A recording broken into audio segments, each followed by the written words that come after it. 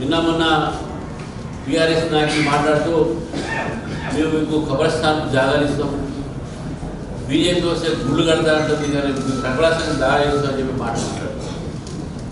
మరి కాంగ్రెస్ పార్టీ వాళ్ళు మీ క్యాండిడేట్ గతంలో ఉన్న క్యాండిడేట్ ఇప్పుడు పెట్టి మీరు మాకే ఓటేయండి అని చెప్పి వాళ్ళు మజ్లిస్ పార్టీ వాళ్ళ ప్రచారం కూడా అసెంబ్లీలో వస్తుంది. కానీ స్పష్టంగా ఈరోజు జూబ్లీహిల్స్లో ఎంఐఎంకు భారతీయ జనతా పార్టీ మధ్యన పోటీ ఉందని చెప్పేసి మన కృష్ణరెడ్డి గారు చెప్పారు, ఈరోజు మనం కూడా చెప్తున్నాం. ఇది వాస్తవం కూడా.